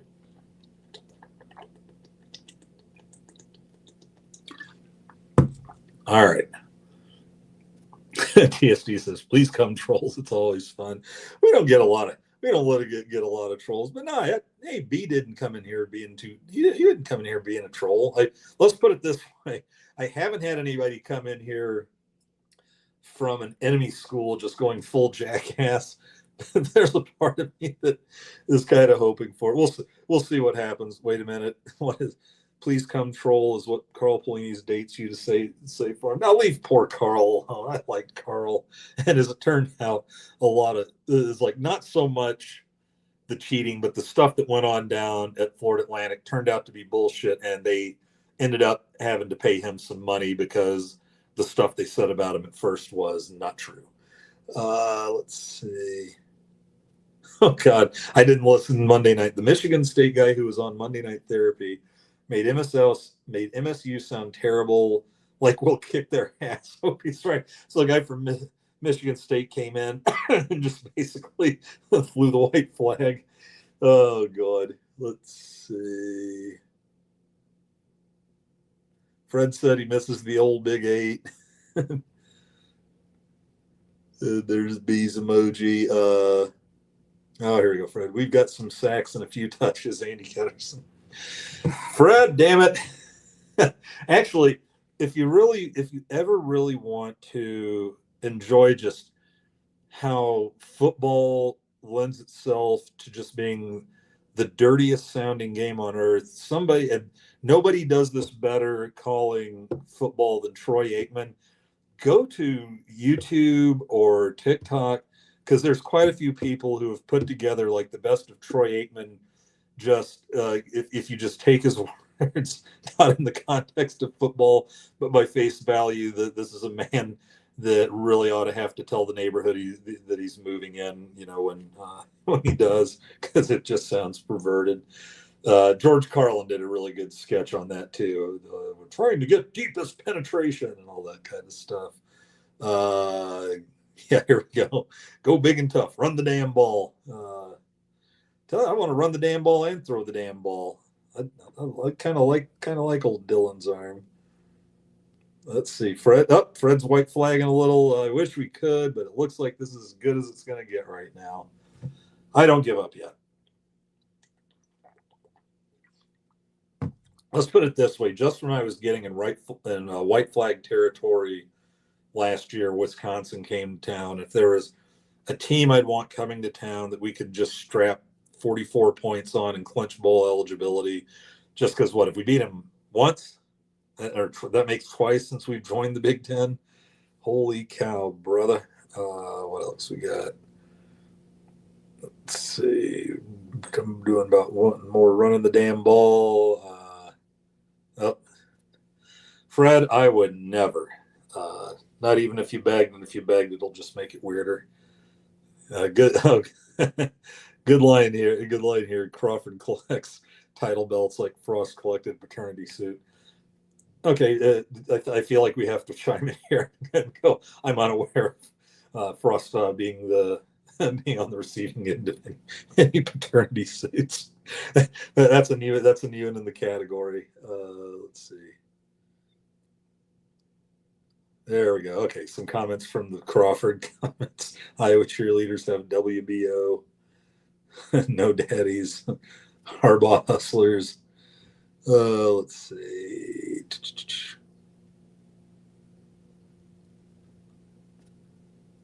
Tiger. Which TSD? Which picture and where was that balcony? What? Trying to think. Engineer Mountain. That's the one I named. Let's see. Oh, it was that morning. I thought we talked about this, Drew. Yeah, we did. You called me like the couple nights, the night after. Yeah, that one was. I don't know why. I thought I was like, I thought I was having like hay fever. I was sneezing. My nose was running like crazy.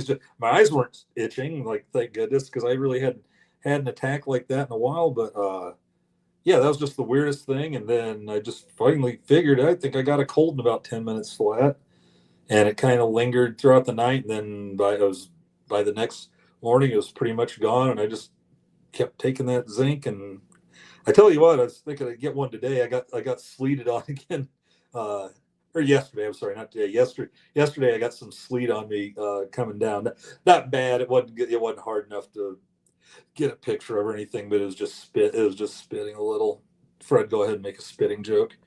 Let's see. You want me on this wall? You need me on this wall. Darn right, Fred.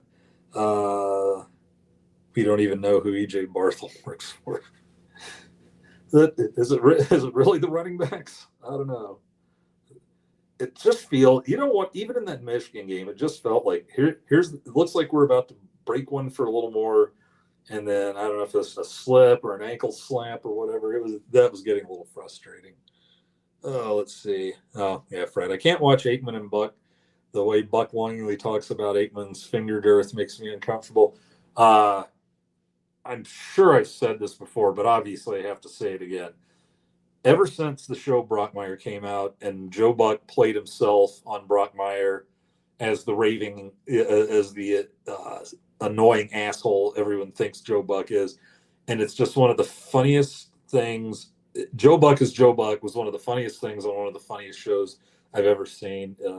If you're a baseball fan, I'm wanting somebody to stream it again. Hulu had it for a long time, but then they let it drop. It was an original series on IFC with Hank Azaria as a fictional baseball announcer, but in the world with the real announcers. Because, well, let's see, when Joe Buck comes in there, there's this announcer, like sports writer announcer, secret kind of just I don't know, just like Drunken Weekend, but with speeches and awards.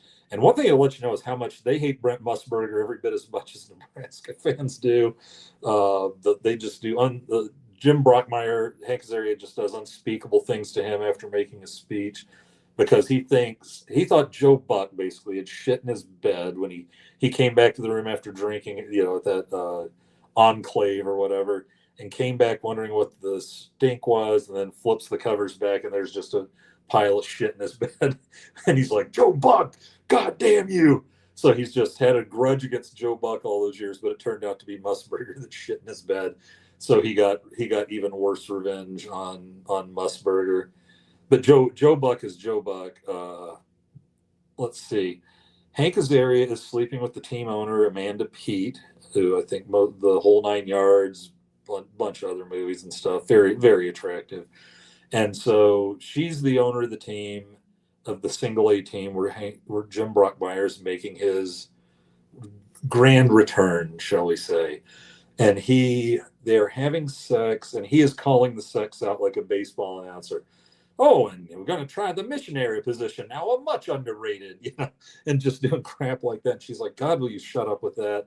And there he is going away, and she gives him a little finger up the chute. And so he's going, oh my goodness, who would have thought that the key to getting off was the old fastball sign?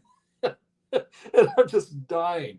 And so then the next day, here's Joe Buck taking a whiz, and his phone rings, and it's and now they're friends again. And Jim's going, hey Joe Buck, I need some advice from you. And so the other night, and he just describes the whole scenario to Joe Buck and how he liked it, but is that kind of weird and all this. And then Joe Buck's just been sitting there with his back to you, listening, being the whole time going, Jim, do you really think we're the kind of friends that can talk about stuff like this?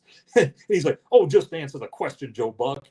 And Joe Buck goes, Jim, I'm from Florida. Of course I've had a finger in my ass.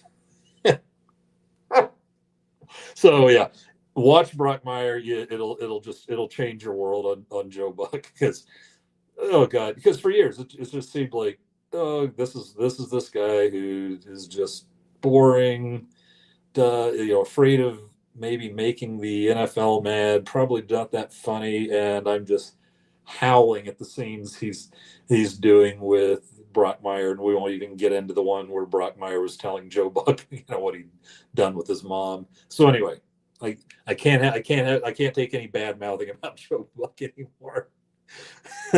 Now this wasn't right after that comment. This is just after Fred's own comment about finger girth, but then he went, ick. So I guess it still qualifies as ick. Let's see. That maze hat. Sounds like initiation at Camp Kenosha, of course, Fred. B says we all got a Diddy problem. We got lots of problems if we're completely honest. Y'all got it. Oh, that was quite. Oh, there's the question mark. Yeah, maybe, I don't know. It's but as far as Brockmeyer, forget it, man. We're all in. All right, let's see. Was there anything else? Oh, I know what I wanted to do. Oh, if I'm gonna be able to see it, but let's give it a shot. I just wanted to see if anybody said anything. They had the they had the press conference today with the coordinators, and only had 3 players this time. Dylan's pretty much there every time now. QB, all that. Who else? Let me drag that back up and see if we had anything interesting there. There we go. Meet the media. So yeah, Butler, Dana. Then they had Rocco, Luke Lindenmeyer. The first time he came out, he's pretty funny, but Luke's a good young Christian man, and boy does he like to talk about it. So we'll see. Let's see. Oh, I guess Matt Rule did come out again. All right. Well, I want to see what Dana said, if there's anything interesting there. Dana and his skullet. Oh, come on. Oh, quotes. All right. Michigan came in here really ready to play. They're a really good team. Showed us what what it needs to look like, quite frankly. Oh, there you go. They showed us what it needs to look like. It's a team thing. We made some of the offensive guys watch what they were doing on offense and how they were playing on offense, just looking at what it's supposed to look like. I think that taught us something. Okay, well, nice. There are a lot of people on that team, that played and won a national championship. Give them all the credit in the world. After that game, what are we going to do to fix it? How are we going to fix it? I've seen us practice at a very high level. And I'll say this about Dana: if they're not practicing at a super high level, he will throw a little comment in there to let you know. He won't, oh, you're practicing like shit, but he'll be like, I think we can do it a little better, that type of thing. Tell you what he said: I give our team, our players, and Coach Rule tremendous credit for having the resilience to come out and practice the way they did Tuesday and Wednesday. From Dana, I do like hearing that. He goes, I've never seen it like that in a bye week.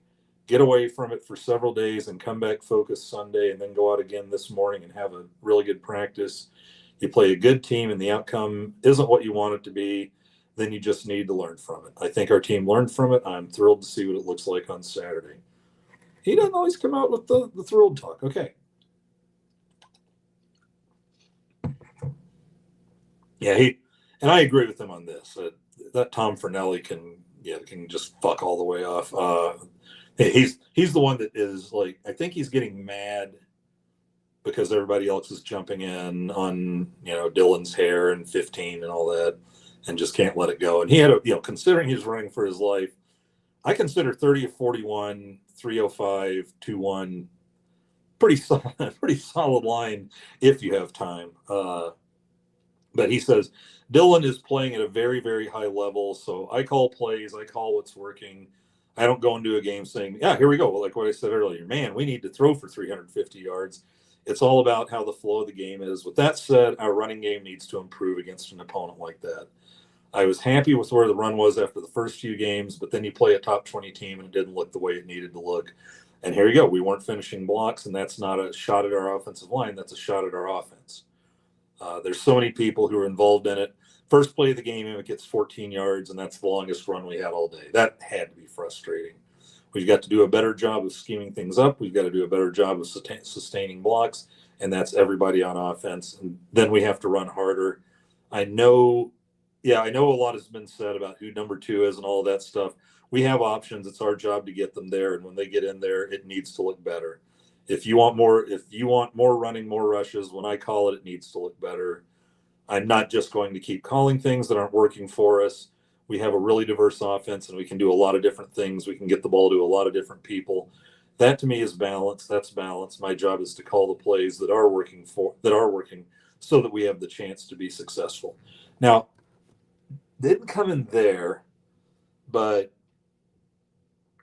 it's Carter Nelson, and Matt Rule said this a couple weeks ago.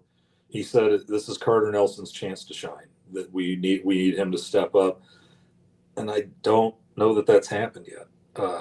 Now I know that's putting a lot. I mean, he's still redshirt freshman, but he was one of the top 20, top 30 recruits in the country.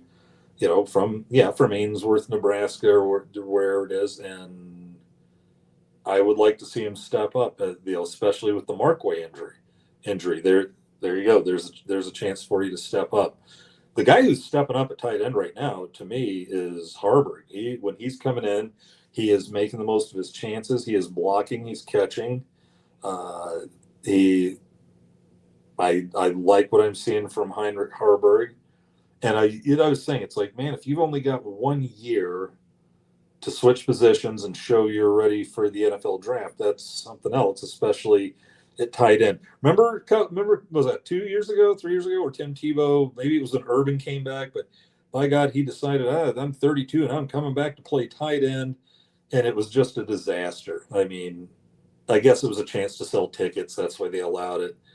But it was just a disaster. And I remember it was like the what do you call it, the nadir or whatever, the low point of that was when they showed him like going to block some linebacker, and the guy turned around and saw him coming and and you just saw that guy's go wide, and he's running at Tebow, and then you see Tebow turn around and do this, like literally do this, like cover up, like just turn around and cover up. And yeah, Harburg's not covering up. He's planted a few blocks there. Carter Nelson, tight end. Tight end is a fun position. Come join the fun.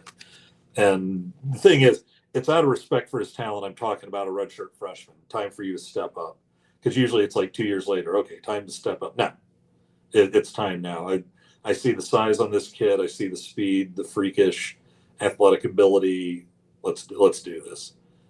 Red zone efficiency. That's a fun one, right? Yeah, that's not been. And I tell you what, that's everybody. That they're not getting the plays done. They're not calling the right plays. It's just mistakes all around. And if all this worked, wouldn't be having this discussion, but it's not working. So he said Holgerson said he emphasized it as one of the first things he pointed out when he got here, needing to be fixed, like and then like game 10 last year or whatever. It's like, no, this has to get better.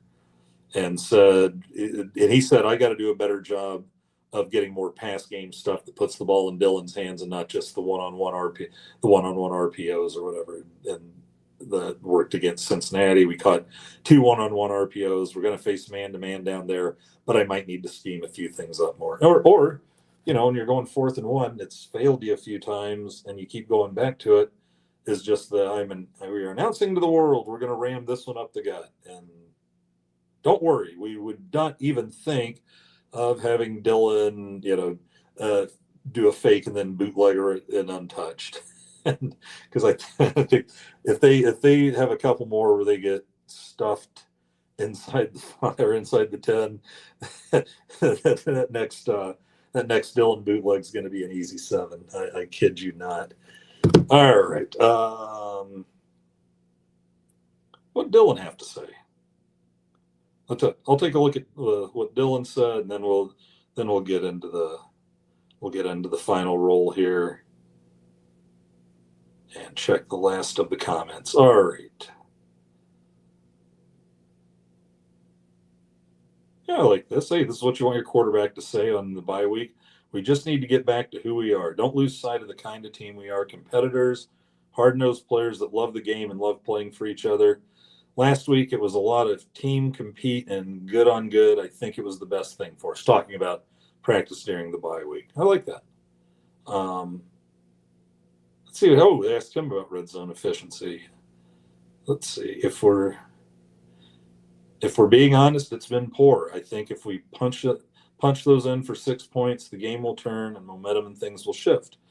That's an emphasis every single week. There's not a single week you don't want to score in the red zone. There's money down there, and you've got to go get it. That's important. I like that. There's money. There's money down there. Go get it.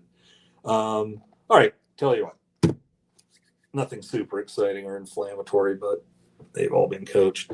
All right. Let's see what we got here for comments. Where we at? There's Fred telling me not to do nudes. Harbaugh hustlers.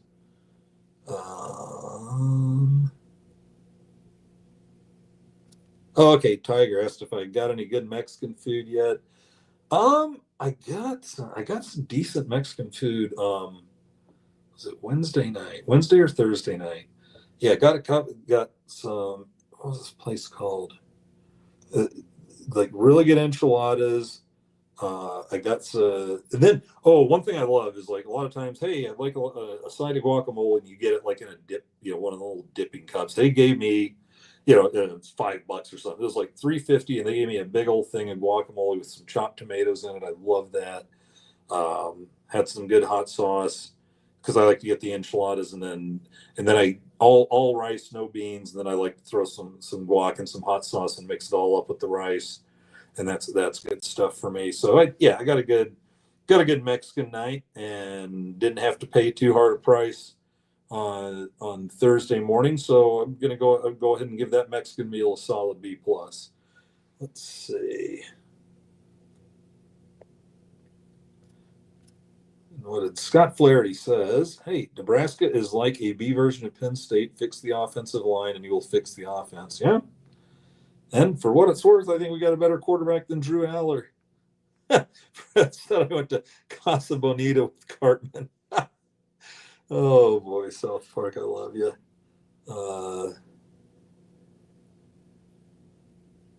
Yeah, see, buying in culture right now, we're finding out right now because said everybody, the culture's fine until you lose one, and I love the culture build that they've been doing just by listening when players are talking, players are being interviewed, whatever, is that they all seem to be on the same page, and I like that. I think now we just need to get, I think, some of some of the scheming, maybe a little. I'm not ready to call it the strength and conditioning yet, because, like I said, that where it looked like we were being overpowered, we were actually backpedaling before contact was made. Anyway, Tiger Shark wants to know who's number two. That's Mackay Nelson. No, it's the 2, 3, 4 after Emmett goes. Nelson, Mosey, Ives on the newest depth chart. We don't even know who number two works for. Number two, Engage.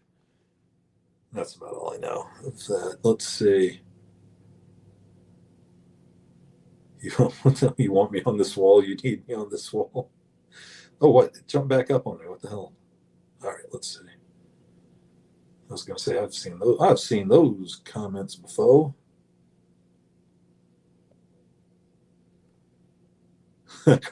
Carter Nelson, Peter Schmidt the third. Yeah, and he, yeah, like I feel like he was more visible last season when he got in, and then like I said, when you get Mac Markway, who supposedly been killing it hurt, I don't know. He's still the clear three tight end, but man, I'd like to see him getting his chances. B says I miss the old whiskey. Fred says I miss hard-nosed football at Nebraska too, hoping this regime can still run in the style they're running.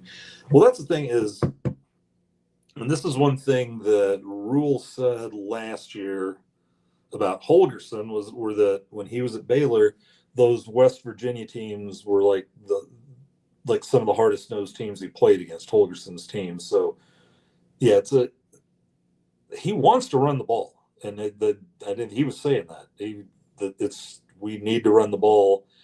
And, like you said, I'm not out there looking for 300. Man, it's like if you can go out there and just have 300 with 150 to 200 against good teams, and just be rolling out 450, 500 yards of offense and pounding for a lot of it, you're going to be in good shape.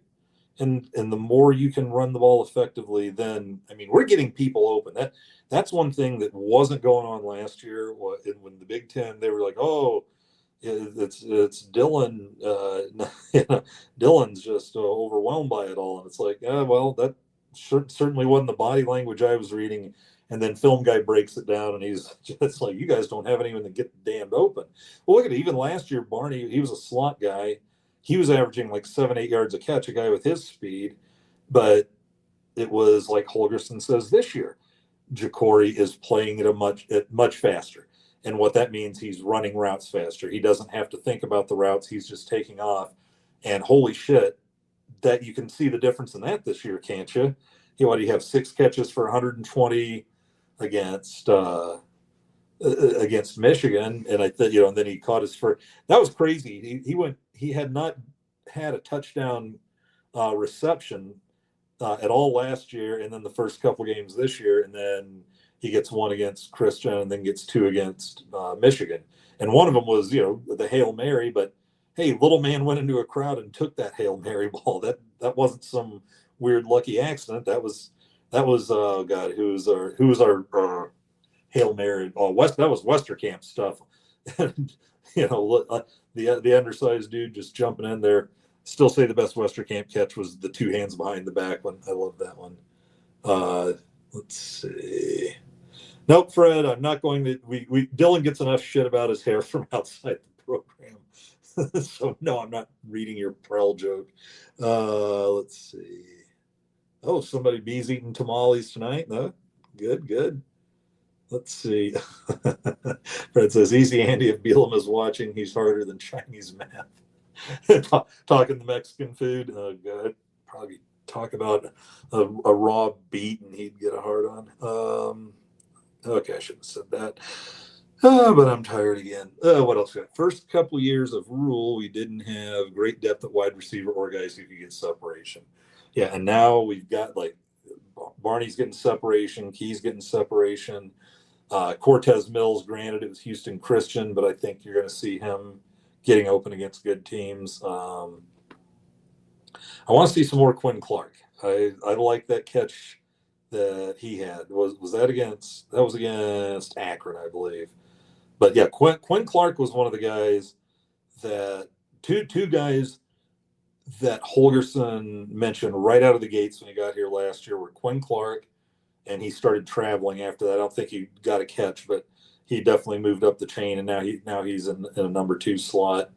And Emmett Johnson, I guess that when he couldn't understand for the life of him why Johnson was backing up Dowdell. Let's see. Yeah, yeah. QB is not a problem. Dylan was fine comparing him to other QBs we rattled. Yeah, Dylan had a good game. And yeah, my problem is like they said with him, they want him taken off running a little sooner sometimes. But the first glance I got of that, for whatever reason, it didn't jump out to me on the high school tape. But in that Polynesian Bowl, he was just standing in there with like chaos around him. And I have to drift a couple steps to the right. And I was like, hey, you can run now, man. There's some field. But but he gets in the right pocket. For all the people that were trying to defend Shadur Sanders, the crazy thing to me was one, he takes forever to get rid of the ball. And then the stats back that up. He literally had the slowest release. It was like 3.98 seconds before getting rid of the ball. And he was the worst of anybody of that in preseason. And the other thing he does, I don't know if he really believes he's got like 4.3 speed. It's more like 5.2. He is not a fast person. And he just will run out of the back. They were saying, oh, but Cleveland's line is terrible. And then you start watching some of the breakdowns of it, and he's in a pocket where he can step up, and maybe step through and run. And every time he runs out of the back of it, and then the guys that are trying to get around the end of the back, where he'd normally be stepping up, he's running right into them, and it's another sack, and he still won't throw one away. So I always thought that Dion or he or a combination of the two were just having him hang on to that so he can have his 73% completion percentage, which is going to go down in the 60s if you get the fuck rid of it instead of taking another sack. But he runs out of the back of the pocket into the guys that are trying to get around it, and then he has to run farther back, and he thinks he's going to have a big run, and then defensive ends are just running him down from behind for these 14-yard sacks. And you got Dylan who just has no fear at all in the pocket and will stay there. And the times he got sacked were because he was stepping up and then nothing opened up. It was just being completely collapsed. And because when he had time to get around and run around, he actually got loose, made some of those sneaky throws and found the open guys. So I think now he's already far more NFL ready than Shadur Sanders, and he never had Travis Hunter to throw to. Can you picture how does last year go differently if every time Dylan's in trouble, there's Travis Hunter having shed everybody and having nobody within like 5-10 yards of him, which was just a constant at Colorado. They're like, why doesn't anybody cover him? It's like, they're trying. They know who they need to cover. They know who the number one threat here is. They just can't. So I don't know. What else we got here? I don't know. As far as I know, we're not going to talk about Scott Frost. It's a good line. I'll give it that. Yes. Here we go. You want to insult Diaco? I can get behind it, Fred. Shadur's release is slower than Diaco's brain. Oh, Diaco and his love of the bubble screen, baby. Can't stop throwing it. The other teams wouldn't stop throwing it because Diaco's defenses had no clue at all how to cover those bubble screens and isolation screens and whatnot. Oh god damn. We'll just let y'all read this one. I need a drink.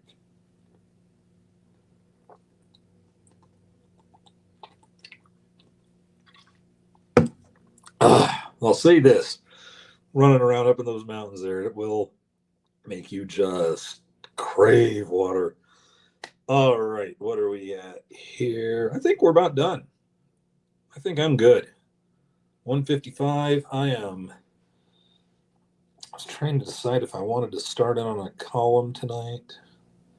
We'll see if I lay down just to check just to check messages and my lid's half slammed shut, then we'll know it's time. So, no, we're gonna get out of here. We got football coming up again Saturday. What was it? We got one more home game. Is Maryland? Somebody answer real quick if you know. Maryland's at home too, and then we hit the road to Minnesota. That's what I had to do. I was going to go to Minnesota, so I got to get application in for creds for us and our Steven, our photographer. Yeah, I'm pretty sure because I think they said after the Cincinnati game, then Nebraska was going to be at home for something like 41 days.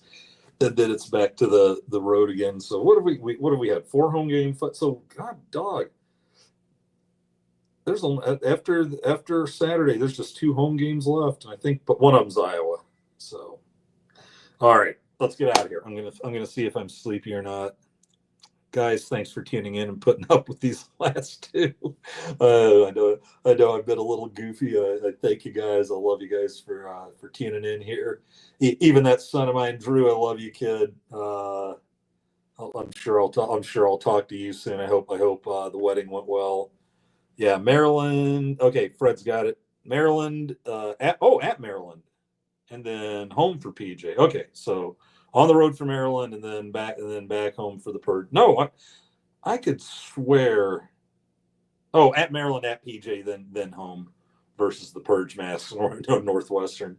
Okay, yeah, I was positive that we were on the road to Minnesota. Okay, so today this will be our 5th straight home game, and then road to home for Northwestern, blah blah blah, and then I believe it's our turn to be home for Iowa.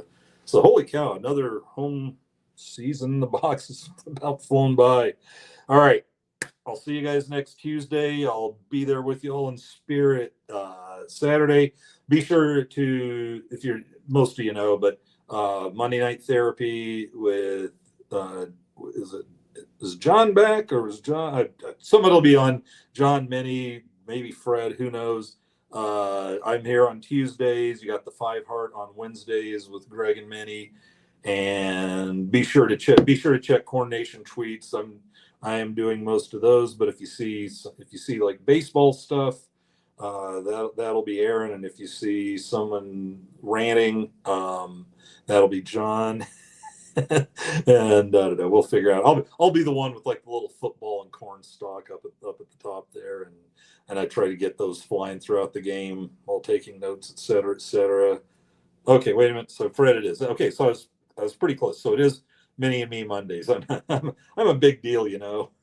Yeah, yes, Ron Burgundy. I know. I do. All right, good. I'm looking forward to you guys on Monday, and then be sure to check the website where we actually, unlike a lot of websites, we write articles and stuff. We try to dive in. At least I do. All right.